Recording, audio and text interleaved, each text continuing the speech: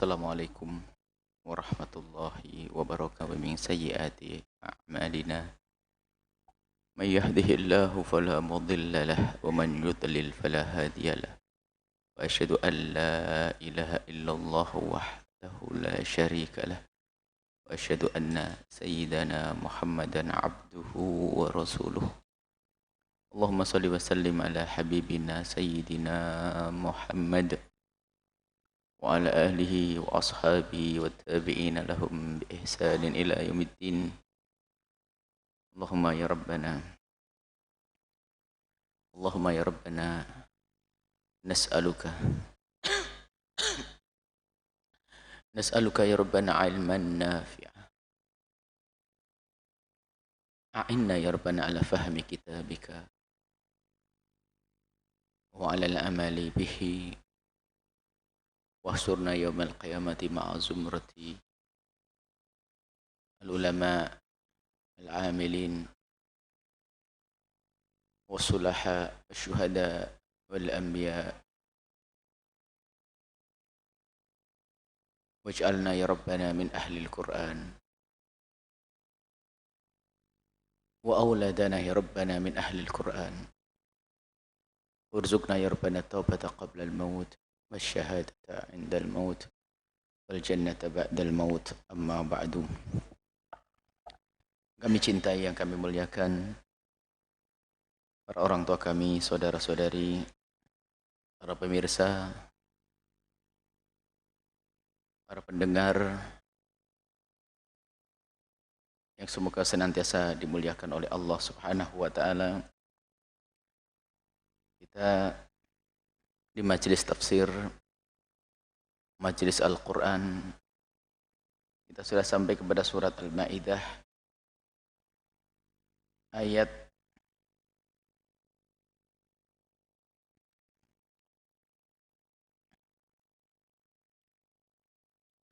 ke 80, ayat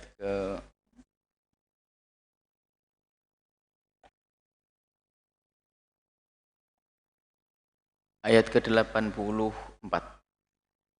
A'udzubillahi minasyaitonir rajim. Bismillahirrahmanirrahim. Wa ma lana la nu'minu billahi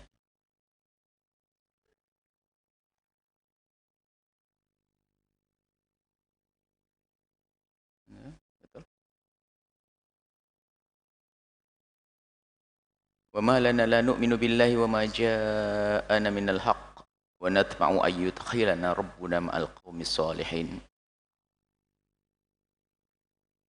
فأثابهم الله بما قالوا جنات تجري من تحتها الأنهار خالدين فيها وذلك جزاء المحسنين والذين كفروا وكذبوا بآياتنا أولئك أصحاب الجحيم يا أيها الذين آمنوا لا تحرموا طيبات ما أحل الله لكم ولا تعتدوا Innallaha la yuhibbul mu'tadin wa kulu mimma razaqakumullahu halalan thayyiban wattaqullaha alladzi antum bihi mu'minun.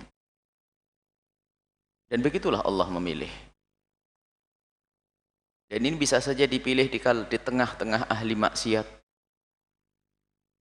di tengah-tengah musuh-musuh Allah. Kadang ada hamba yang dipilih oleh Allah, tiba-tiba hatinya, hati yang terpilih, menjadi hati yang insyaf di saat mendengar seruan keimanan, maka hamba tersebut seketika itu juga menyambut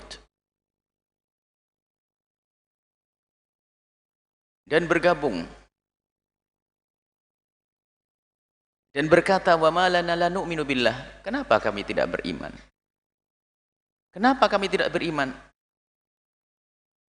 dengan kepada Allah dan kepada apa yang dibawa, yang dikirim oleh Allah kepada Rasulullah dari kebenaran? Apa yang menjadikan kita tidak iman? Maksudnya kita harus beriman kalau sudah ada berita kebenaran semacam itu. Lalu mereka mengatakan, wa natma'u, dan kami menginginkan kalau diberi kesempatan untuk bisa berjuang, bergabung, wa yudkhilana, Allah masukkan kami Ma'al qaumid sholihin, bersama orang-orang soleh, orang-orang baik, orang-orang yang soleh, yang baik di dunia dan baik di akhirat. Ini dikisahkan bahwa ada beberapa orang yang seperti Raja Najasyi. Raja Najasyi itu mendapatkan utusan, mendapatkan tamu dari kaum muslimin, utusan Nabi Shallallahu Alaihi Wasallam. Dan sebelumnya dia juga mendengar berita tentang Nabi Muhammad. Lalu Najasyi ini bertanya, bagaimana ciri-ciri Nabi tersebut? Kemudian disebutkan bahwa Nabi itu membawa berita begini-begini, berita kebenaran tentang Islam. Seketika Raja Najasyi itu berkata, sungguh yang dibawa orang itu persis dengan yang dibawa oleh Nabi Isa alaihissalam. Nabi bukan mengakui Tuhannya Isa. Sama dengan yang dibawa Nabi Isa alaihissalam. Sungguh aku akan membela dia kalau diberi kesempatan. Hanya sayangnya, bukan sayang, Raja Najasyi meninggal dunia sebelum bergabung dengan Nabi Muhammad SAW, tapi sudah berikrar untuk mengakui Nabi, dan dia dianggap sebagai seorang yang beriman. Sampai waktu meninggal, Nabi menyolati dengan sholat gaib. Nabi berada di tempat yang jauh menyolati Raja Najasyi. Kisah sholat gaib adalah kisah Raja Najasyi ini. Bagaimana dia mendengar berita kebenaran, hatinya dibuka oleh Allah, akan membantu Rasulullah. Termasuk ada satu lagi dari orang Yahudi, dari kerinduannya, dari hatinya yang insaf menerima Nabi, sampai dikatakan khairu Yahudin, sebaik-baik orang Yahudi adalah Bukhairik, kata Rasulullah Sallallahu Alaihi Wasallam. Dan dia diterima, sudah masuk Islam, mengakui Nabi Sallallahu Alaihi Wasallam. Beliau pun belum melakukan apapun dari kebaikan, hanya diucapkan di lidahnya saja, seperti Raja Najasyi mengucapkan dengan lidahnya saja. Penting lidah yang merupakan ikrar daripada apa yang ada di dalam hatinya, mengucapkan kalimat-kalimat kebaikan yang barangkali dan semoga itu benar dari hati, maka itu sudah dinilai oleh Allah dari kita. Itu yang dikisahkan dari Najasyi, dari hatinya, lalu diucapkan oleh lidahnya, sampai didengar oleh orang yang ada di kiri kanannya, manfaat. Sehingga pengikut-pengikutnya pun masuk Islam, pengikut Raja Najasyi, karena dengar omongan tuannya, omongan bosnya, omongan rajanya yang sangat dikagumi, tiba-tiba ngomong, ini agama yang dibawa oleh Muhammad persis dengan apa yang dibawa oleh Nabi Isa, dan sumbernya satu dari Allah. Sama juga yang dikatakan Bukhairik, ini orang datang dengan kebenaran, kenapa tidak kita terima? Maka aku jadikan diriku pembela Muhammad kalau sampai aku bisa. Dalam peperangan aku akan ikut, jika ternyata aku mati, maka semua kekayaanku adalah untuk perjuangan. Nah, ini omongan dari hati. Biarpun belum sempat melakukan kebaikan, belum sholat, belum yang lainnya, ternyata menjadi sebab dia mati syahid, dimuliakan oleh Allah Subhanahu Wa Taala. Begitu pentingnya mengungkapkan kalimat-kalimat kebaikan, khususnya jika ada sesuatu yang ada di dalam hati kita, ingin melakukan kebaikan. Ini dalam keimanan yang sangat agung, yang sangat besar. Dan kita berharap kita bisa digolongkan sebagai orang-orang yang soleh, pengikut Nabi Muhammad. Matilah Bukhairik dalam keadaan menjadi ahli surga, dan matilah Najasyi, kemudian setelah itu disolati oleh Nabi Sallallahu Alaihi Wasallam. Pelajaran buat kita, nilai-nilai kebaikan yang pernah kita dengar dari siapapun, mulut siapapun, hendaknya kita sambut dengan hati terlebih dahulu. Mungkin kita pernah dengar seruan peperangan. Berjanjilah kalau peperangan apa, misalnya seruan peperangan, ada berita tentang jihad dan sebagainya, lintaskan di hati, ya Allah, kalau seandainya ada peperangan, dan semoga negeri ini aman, tentram. Kalau seandainya peperangan, aku akan jihad di jalanmu. Dan segala sesuatu yang ada hubungannya dengan niat di dalam hati, kemudian tampak dalam bentuk zahir, dihimbau oleh Nabi. Contohnya rimayah, main panah, darbul khail, main kuda, renang. Nabi mengatakan sunnah. Nabi mengatakan dihimbau, karena apa? Itu untuk mempersiapkan diri kita. Untuk apa? Untuk jihad di jalan Allah Subhanahu Wa Taala. Jadi segala sesuatu yang ada hubungannya dengan dakwah, dengan perjuangan, hendaknya ada di hati kita. Setiap hari kita harus hadirkan perilaku kita ini menuju pada perjuangan. Panah, negeri kita kan sudah aman, ngapain berpanah? Jangan berkata begitu. Tetap kita disunahkan untuk main panah, kita disunahkan untuk main kuda, kita disunahkan untuk renang, bela diri secara umum, karena untuk membela, karena kita tidak tahu apa yang terjadi esok hari akan. Tapi lihat, kita memang selalu mohon kepada Allah, Semoga kita diberi ketentraman dan keamanan. Akan tapi bukan itunya, bukan peperangan yang kita cari, akan tapi niat di dalam hatimu untuk membela agama Allah, ini adalah sebuah kemuliaan yang luar biasa. Kemudian diucapkan, dilahirkan dalam bentuk seperti itu, main perang, latihan perang, latihan pedang, latihan ini diwujudkan dalam bentuk zahir. Apa yang ada di hatinya Najasyi diungkapkan di lidahnya. Kalau hanya di hati saja nggak banyak manfaatnya. Tapi setelah diungkapkan oleh Raja Najasyi, semuanya menteri-menteri yang mendengar apa yang terjadi, negeri yang menerima kaum muslimin saat itu, Najasyi, Raja Najasyi di Habasyah sana. Kemudian juga Mukhairik, Mukhairik menerima dan diungkapkan dalam dengan lidahnya. Hati menerima lalu diungkapkan lidah. Pun demikian kita dalam segala kebaikan yang kita dengar dari manapun, hendaknya hati kita rindu untuk melakukannya. Seperti masalah jihad tadi yang kita sebutkan. Kemudian juga masalah segala kebaikan. Mungkin infak misalnya. Ada orang berbicara tentang infak dan sedekah dan sebagainya. Ada perjuangan, ada pembangunan masjid, santunan untuk fuqara, fakir miskin, anak yatim, pesantren. Jangan sampai hati kita biarkan begitu saja tanpa ada kerinduan untuk melakukan kebaikan. Bahkan kalau diucapkan, tanda kita mendukung kemuliaan. Kalau saya ada rezeki, ini saya akan saya bantu. Kalau ada rezeki fakir miskin itu akan aku bantu. Aku nomor satu yang akan membantunya. Ungkapkan di depan anak-anak kita. Mungkin setelah itu kita mati, anak kita dengar omongan kita. Lalu dia melanjutkan omongan kita mendapatkan kebaikan. Kadang ngomong aja sudah pelit. Ngomong tok pelit. Ini problem besar. Ngomong tok itu sudah pelit. Kita perlu mengungkapkan, kalau memang aku diberi umur panjang akan aku bela Nabi Muhammad SAW. Akhirnya menjadilah orang mulia.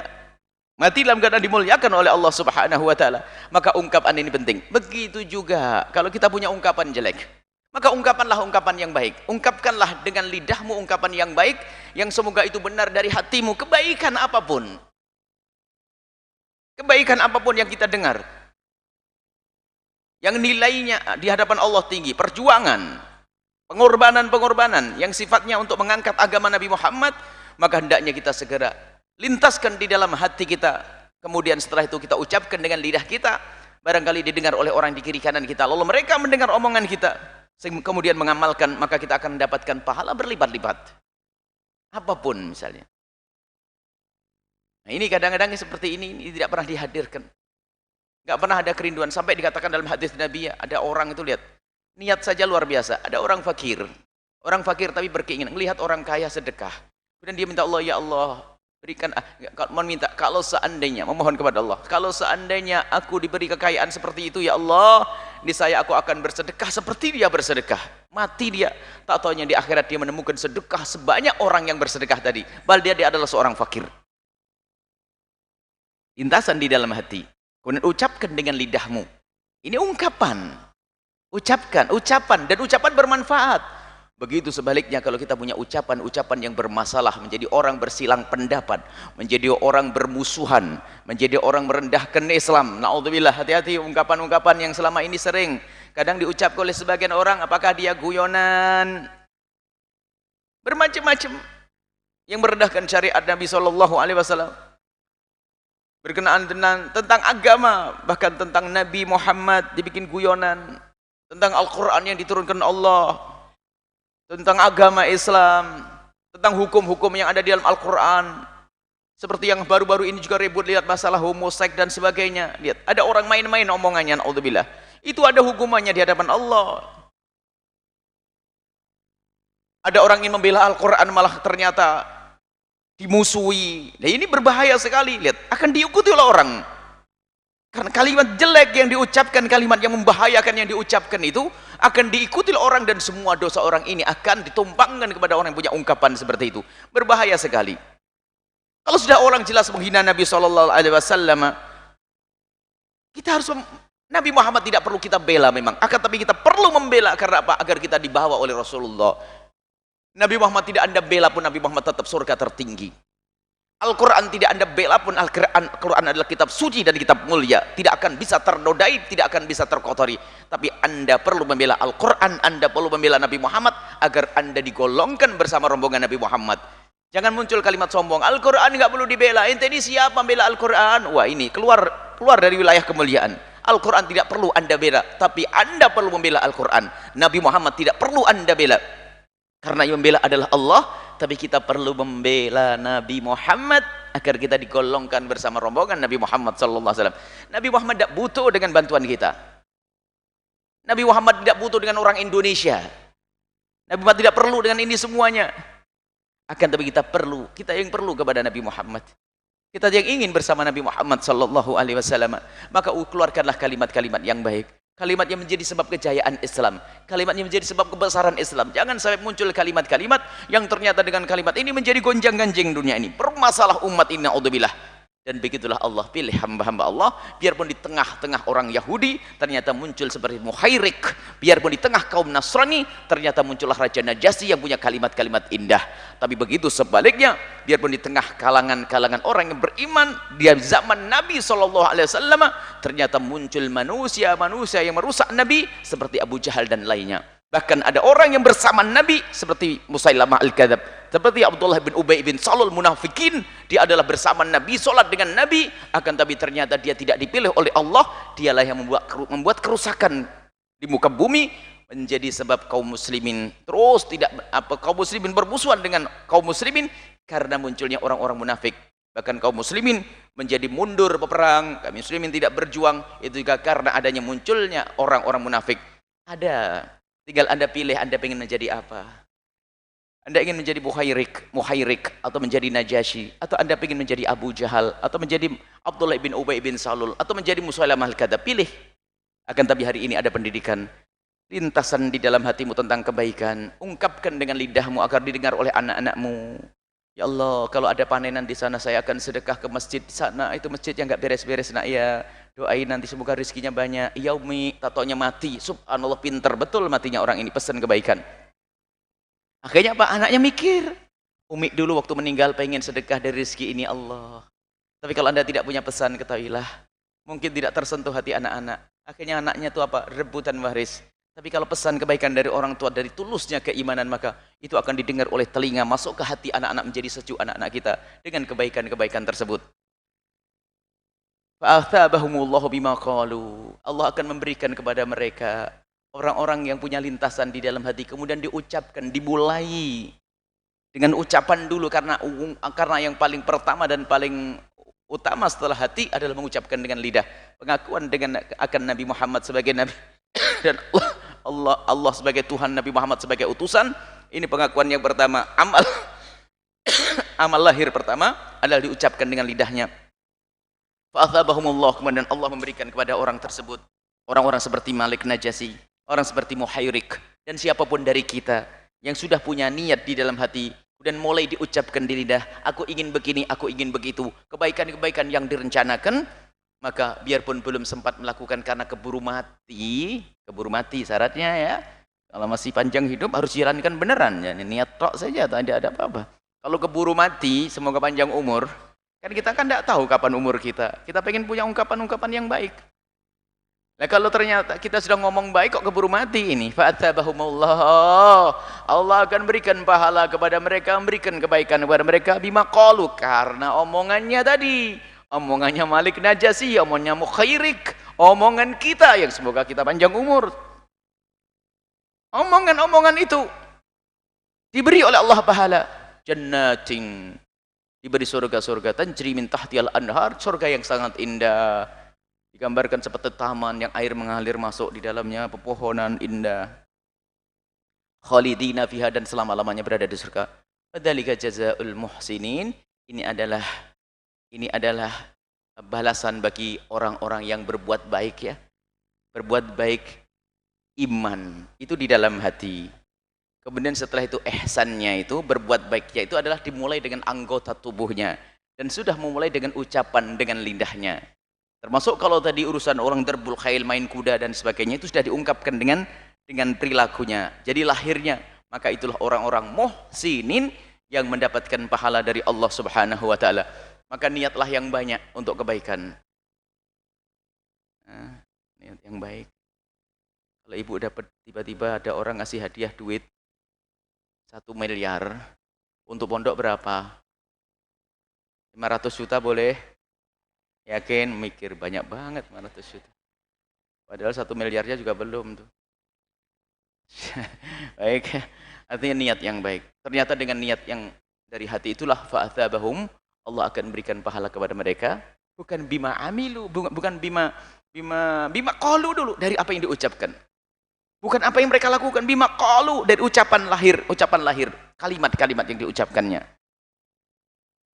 Walladzina kafaru, adapun orang-orang yang kafir, ingkar kepada Allah, ini puncak kekafiran.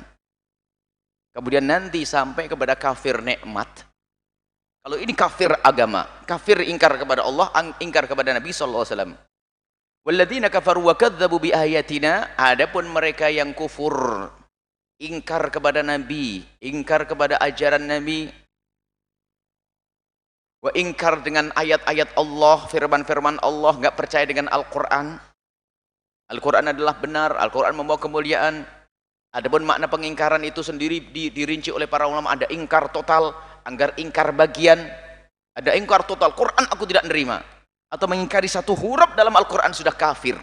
Mengingkari satu huruf dalam Al-Quran itu keluar dari iman. Mengingkari satu ayat keluar dari iman. Jadi ingkar kepada ayat-ayat Allah. Sebab ayat Allah mulai dari Alif Lam Mim sampai terakhir ayat itu semuanya adalah firman Allah Subhanahu wa taala. Tidak boleh ada yang mengingkari satupun. Kalau mengingkari satu ayat atau satu huruf pun adalah keluar daripada iman. Walladzina kafaru, mereka yang ingkar kepada Nabi, ingkar kepada Al-Quran, ingkar kepada Allah, wa kadzdzabu bi ayatina, lalu mendustakan, tidak menerima, mendustakan, tidak mempercayai dan menolak. Ulaika ashabul jahim, mereka adalah penghuni neraka jahim. Mereka penghuni neraka yang amat pedih, yang mengerikan. Siapa yang mau masuk neraka Allah Subhanahu wa taala? Ini adalah kafir yang sesungguhnya kafir iman. Adapun seperti halnya tadi himmah di dalam kebaikan ada bermacam-macam, begitu juga kekufuran nanti ada kufur yang namanya kufur nikmat. Kufur nikmat itu apa? Diberi rizki oleh Allah banyak, diberi tenaga, akan tapi tenaga tersebut tidak digunakan untuk kebaikan. Dia bisa seger buger, punya kekuatan untuk melakukan kebaikan, akan tapi ternyata tenaganya tidak digunakan untuk kebaikan, bahkan digunakan untuk kemaksiatan. Mereka juga akan masuk neraka. Sama Allah beri rizki namanya dunia, melimpah ruah, akan tapi mulai dari zakatnya yang wajib tidak dikeluarkan. Kemudian yang disuburkan adalah kekikirannya, kepelitannya, maka dia pun juga merasakan neraka karena tidak syukur. Diberi oleh Allah kecantikannya, seharusnya adalah dijaga untuk kemuliaan di rumahnya, untuk suaminya, tak tahunya diobral kecantikan untuk sana sini, maka menjadi direndahkan. Begitu juga lesan kita, mestinya kita syukuri untuk berzikir kepada Allah. Akan tapi ternyata lidah ini digunakan untuk mengucapkan kalimat yang Allah murka. Itu pun juga menjadi sebab kita masuk neraka Allah Subhanahu wa taala.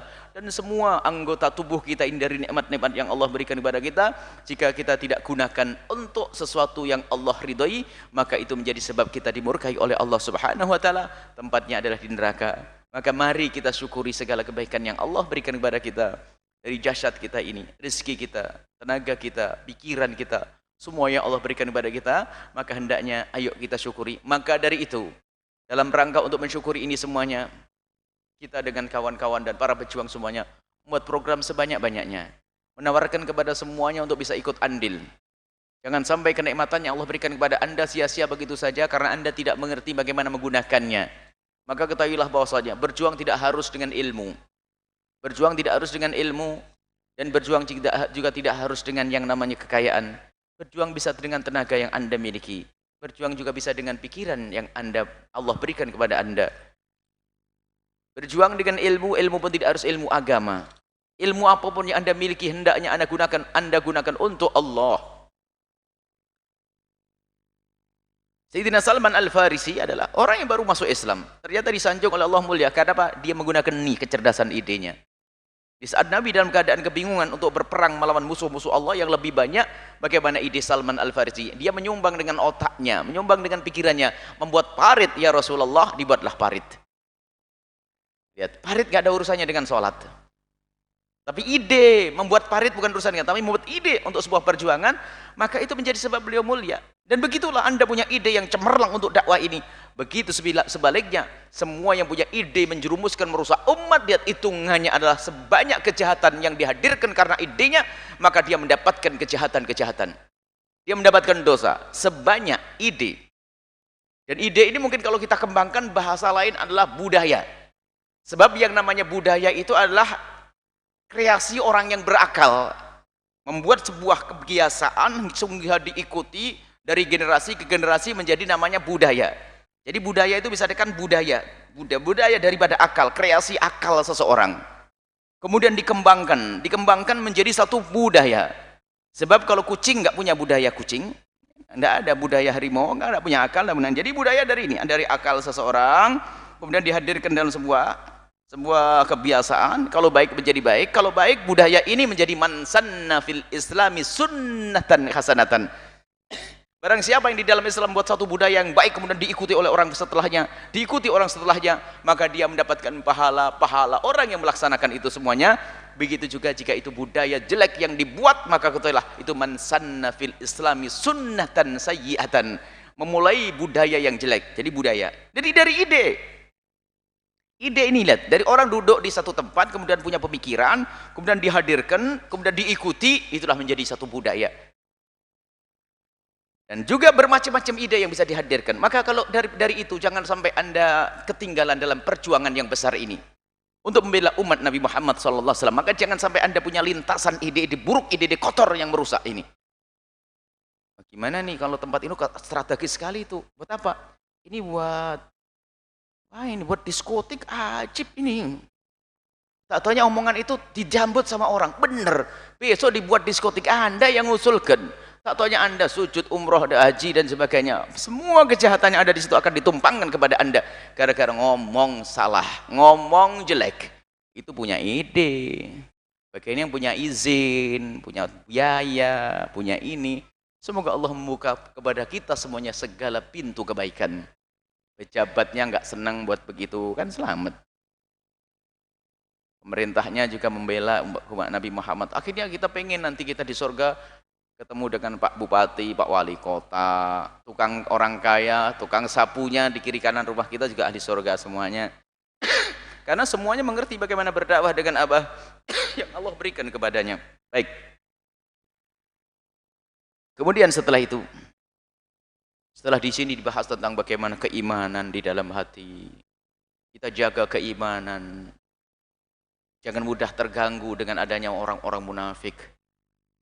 Kemudian kalau sudah iman itu harus datang, biarpun di tengah-tengah orang kafir pun akan muncul keimanan. Seperti yang barusan kita kisahkan. Kemudian setelah itu Allah Subhanahu wa taala akan mengajari kita untuk menjaga lahir kita. Iman di dalam hati dan hati dikandung badan kita. Maka ibadah itu kan harus dengan badan. Untuk menyempurnakan apa yang ada di hati kita, maka dengan jasad kita bisa sholat, kita bisa umroh, kita bisa sedekah, maka setelah itu ini ada ayat selanjutnya. Ya ayyuhalladzina amanu la tuharrimu thayyibati ma ahallallahu lakum wa la ta'tadu. Wahai orang yang beriman. Yang diajak bicara adalah Anda. Orang kafir tidak masuk di sini. Kan sudah beres tadi, orang kafir sana di neraka jahanam, kan begitu. Orang yang beriman ini disempurnakan ini. Hei orang-orang yang beriman, la tuharrimu thayyibati ma ahallallahu lakum. Jangan sekali-kali engkau mengharamkan segala sesuatu yang telah Allah halalkan. Wala ta'tadu, dan jangan berlebihan. Nanti ada wala ta'tadu kalau urusan keharaman, wala taqrabu.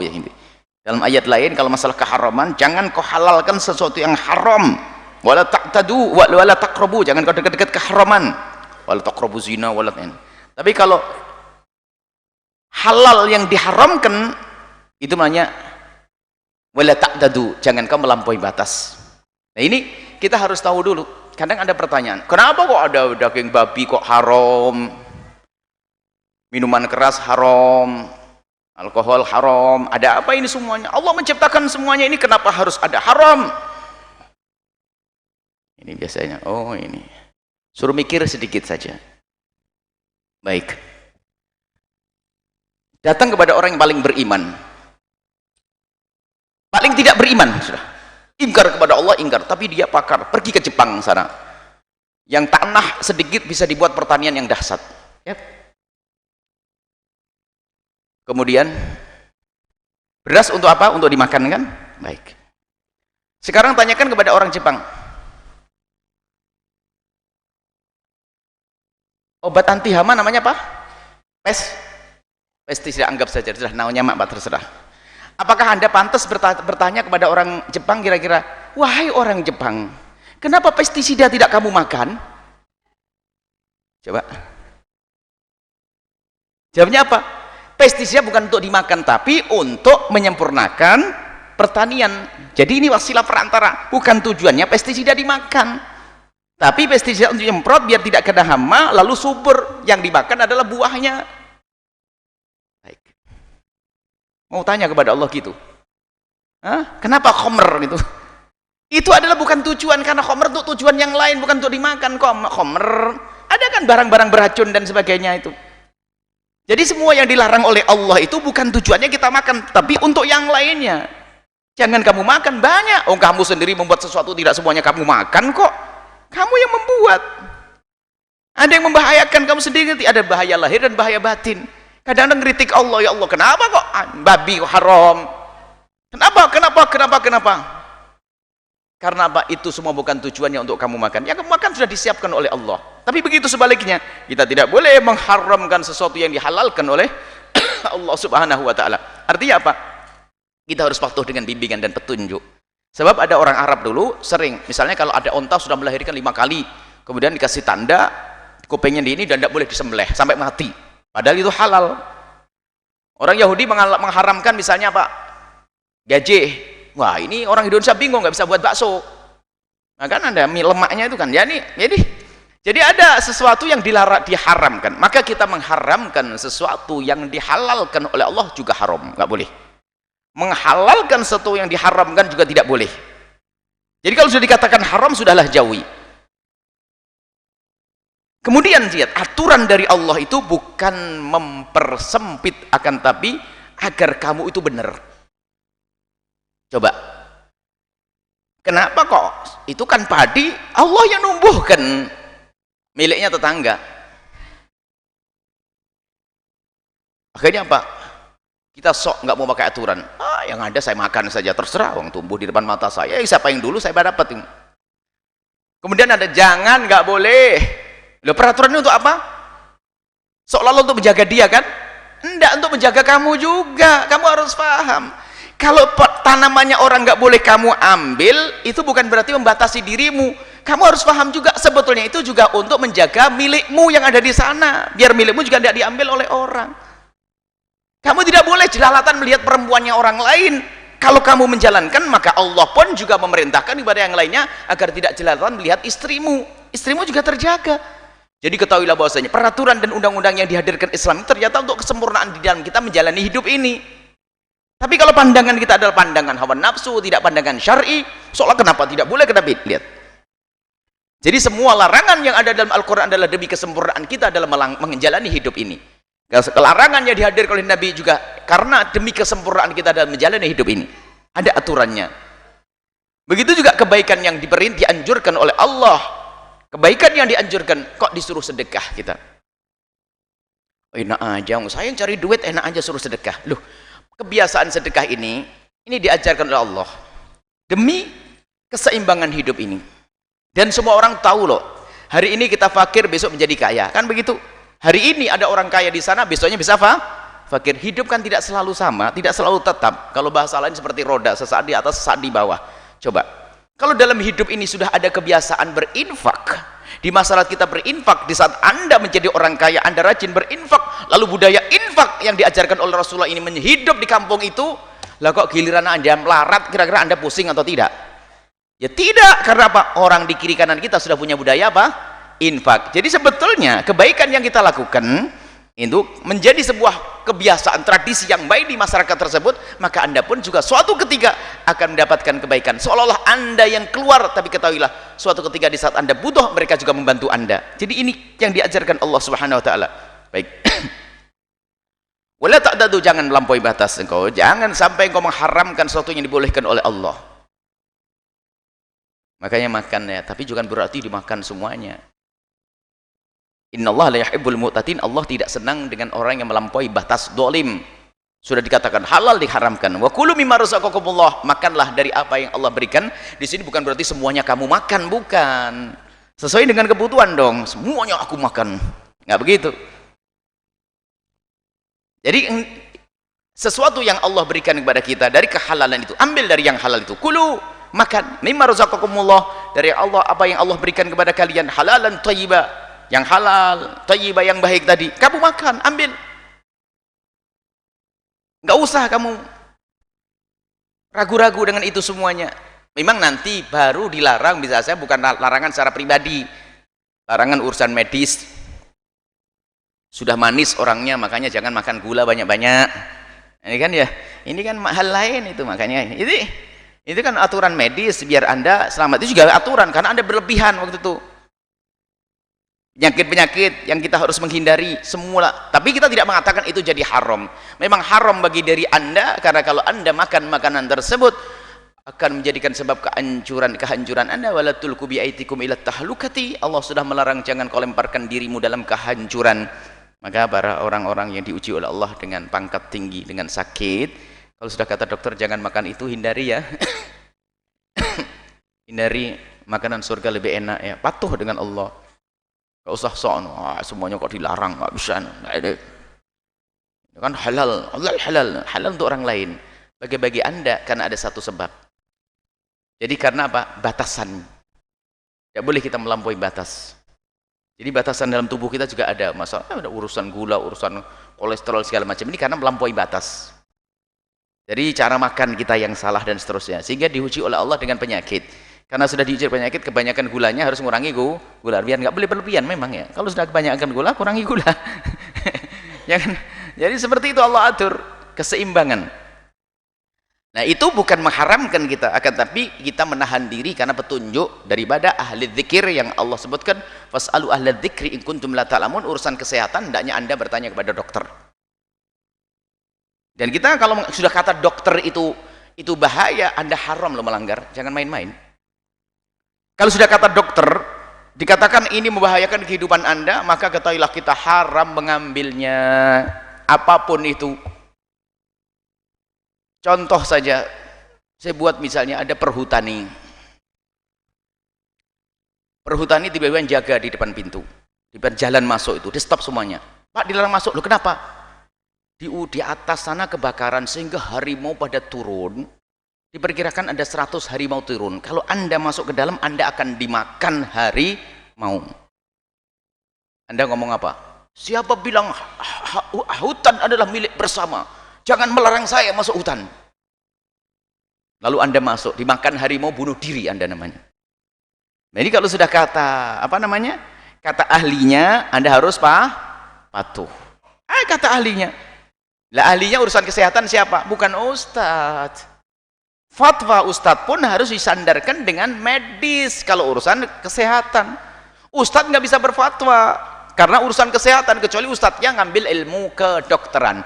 Cuman kalau sudah kata dokter itu membahayakan, contohnya madu apa kayak atau buah apa? Buah ya. Buah apel merek jenis ini itu membahayakan. Lalu tulis, buah apel ini menjadikan sebab kanker dan kematian. Wah, saya tidak ngomong buah, kalau yang lain nanti bermasalah. Saya ngomong buah. Buah ini kanker, buah ini menjadikan sebab Anda kena kanker dan sebab kematian. Gambarnya tengkorak. Taruh di plang-plang itu misalnya. Tuh, ini yang ngomong ini dokter ini nggak mungkin main-main. Anda makan buah apel ini haram.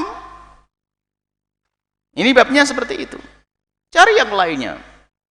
Kalau urusan paku nggak usah dikasih tahu, larang makan paku. Ya itu kan sudah jelas membahayakannya. Justru yang karena secara lahir ada manfaatnya, kemudian ada bahaya di dalamnya, maka perlu dikasih ini. Kalau ada orang makan silet, makan paku, enggak ada. Hanya orang sakit. Sarapan paginya paku, 6 jam sarapan, makan siangnya baut, malamnya makan pisau, ya nggak ada itu. Nggak ada. Maka dari itu sesuatu yang seolah-olah ada manfaatnya, ternyata ada bahaya, maka perlu ahlinya. Siapa ahlinya? Ahlinya adalah kalau urusan makanan ya dokter. Kalau urusan bangunan siapa? Ya Pak Insinyur, Insinyur sudah kata misalnya ayahanda kita Bapak Haji Hadi ngomong, jangan di aula, ini bahaya mau roboh, ini kita pengen jihad di jalan Allah, mending mati syahid. Oh enggak, Anda bunuh diri. Nah, sudah dikasih retak kok Anda sini, haram, karena yang ngomong ahlinya. Jadi itu, baik, kita lanjutkan. Wattaqullaha alladzi antum bihi mu'minun, hendaknya kalian takut kepada Allah. Kalau sudah dikatakan itu haram, jangan Anda lewati. Masih banyak yang halal. Masih banyak makanan yang halal. Kenapa kamu harus makan makanan yang haram? Ketahuilah makanan yang haram itu akan menjadikan sebab tidak baik pada dirimu. Tidak di dunia, tidak di akhirat. Di dunia tidak baik, di akhirat. Karena apa? Segala yang haram itu bukan tujuannya untuk dimakan. Makanan yang haram itu adalah wasilah. Sebelumnya ada kerusakan itu ada langsung dan tidak langsung. Kalau pestisida itu kan langsung. Kalau kita makan langsung kita kejang, begitu ya. Langsung wassalam. Itu kan kelihatan. Ada yang spontan, ada yang tidak spontan, sama. Maka daging babi pun juga seperti pestisida itu. Artinya apa? Kita harus paham bahwa tidak semua yang Allah ciptakan ini ternyata boleh dimakan. Hanya masalah musibahnya itu, akibatnya itu kadang langsung dan kadang tidak langsung. Tapi ada akibatnya. Kalau dokter ngomong pasti ada bahayanya, biarpun jangka panjang. Kalau Allah yang berbicara dan Nabi, ya lebih perlu kita percaya dong. Masa percaya dengan dokter nggak percaya dengan Allah? Ini kan problem besar. Percaya kita kepada dokter karena kita disuruh Allah. Percaya kita kepada insinyur karena kita disuruh oleh Allah. Bagaimana dengan yang menyuruh kita tidak percaya? Maka problem. Maka ini disebutkan oleh Al-Quran haram. Maka kita harus berani mengatakan itu haram. Adapun yang dihalalkan, jangan sekali-kali ada di antara kita mengharamkan. Kesimpulan adalah jangan merubah hukum-hukum yang Allah perintahkan kepada kita, yang disarahi, dijelaskan oleh para ulama, hendaknya kita patuh. Maka kepatuhan inilah sebab keselamatan kita di dunia dan juga keselamatan kita nanti di akhirat. Dan ini hanya alladzi antum bihi mu'minun, yang selama ini Anda yakini. Maknanya apa? Al-Quran, kamu percaya Anda kepada Al-Quran? Percaya. Lah terus kenapa kamu bingung isinya Al-Quran? Kalau sudah yang mengatakan Allah, sudah, jangan pusing kau. Mungkin bulan Rajab orang bakal bicara Isra Mi'raj. Isra Mi'raj mau diilmiah-ilmiahkan, tambah pusing kamu. Sudahlah. Yang ngomong siapa? Allah. Percaya atau tidak? Nggak usah pakai riset. Isra Mi'raj masih mungkin dihubungkan dengan angkasa luar, masih bisa. Tapi di saat Al-Quran menyebut alam kubur, masa kamu masuk kubur dulu? Ya nggak ada riset ini. Wah, soal neraka. Baik, neraka itu panasnya, nggak kira-kira. Hei sih. Tidak masuk akal. Memang bukan urusan akal nih, urusan keimananmu. Lalu bagaimana? Ya kamu nanti kalau sudah masuk neraka baru tahu itu. Kamu orang kafir tadi itu. Tapi orang beriman juga surga. Surga dengan keimanan. Ini nanti namanya sam'iyat. Berita tentang yang akan datang, ghaibiyat. Ghaib itu semuanya dari mata kita. Kita tidak bisa melihatnya, tapi akan terbukti nanti. Sebab ghaib itu ghaib itu ada pada akhirnya juga akan terbukti, cuman butuh masa, butuh waktu. Anak Anda itu berapa nanti? Kalau saya ngomong anakmu adalah 10, saya itu ngeramal, saya jadi dukun, wong Anda belum menikah. Tapi kalau sudah kelihatan Anda punya anak 10, baru saya ngomong, itu terbukti. Jadi anak Anda, ini yang anak santri, anakmu nanti 10, ulama semuanya, itu ghaib. Saya nggak boleh sok tahu, kan begitu? Tapi ghaibnya ini kan butuh tempo saja, agar menjadi tidak ghaib. Kalau sudah punya menikah, lalu punya anak, baru nyata. Jadi, kalau waktu itu akal kita nggak bisa nyambung, akalnya mikir gimana? Akal saya nggak nong, anaknya 10, belum menikah dia, nggak ketemu akalnya, nggak bisa, sudah. Memang bukan bagian akalmu. Tapi kalau sudah pada waktunya nyata, anaknya 10 sudah, akal leleh, akal sudah serah pasrah. Sama dengan apa yang disebut dalam Al-Quran, bahwasanya semua adalah benar dan kita tidak perlu ragu itu semuanya. Jangan meragukan Al-Quran. Kemudian pemahaman-pemahaman para ulama, sudahlah, kalau sudah para ulama mengatakan begitu, ikut saja, jangan ikut ulama nyeleneh. Sudah dikatakan begini, cari penafsiran yang aneh-aneh. Kalau suka aneh-aneh, surgamu aneh, surga kok nggak ada enaknya, api tok, berarti neraka, surganya Dajjal nanti itu. Surga Dajjal adalah neraka. Jadi jangan sampai, surga itu indah semuanya. Maka dari itu, mari kita biasakan untuk kembali kepada para ulama, patuh dengan ulama. Karena untuk tahu halal haram yang ada di dalam Al-Quran adalah menurut petunjuk ulama-ulama yang sesungguhnya, ulama yang ahli sujud, ulama yang takut kepada Allah, Sebab ada juga ulama ahli neraka yang disyaratkan Nabi Muhammad, ulama su, alimul lisan, pandai berbicara, tapi tidak pernah imannya ada di dalam hatinya. Ini ada disebut oleh Nabi SAW. Dan kalau Nabi pernah menyebutkan itu akan terjadi. Lalu kenapa Nabi menyebut seperti itu? Maksudnya Nabi ngasih tahu kepada kita, kamu jangan jadi dia. Ada ulama masuk neraka, dia nuntut ilmu, menghafal Al-Quran, menghafal hadis, ahli tafsir, ahli hadis, tapi di neraka jahanam karena hatinya yang enggak benar. Maka disebut oleh Rasulullah, kamu jangan jadi dia. Maka dia itu biasakan untuk mempercayai apa yang Allah sebutkan. Kemudian bagaimana kita tahu yang diharamkan dan mana yang dihalalkan? Itu petunjuk ulama. Maka ngikuti ulama adalah hakikat keimanan. Ini bima alladzi antum bihi mu'minun, itulah yang kamu imani seharusnya. Itu tadi yang sudah kamu dengar dari ulama itu kamu imani. Sebab ulama menjelaskan tentang apa yang ada di dalam Al-Quran dan hadis Nabi SAW.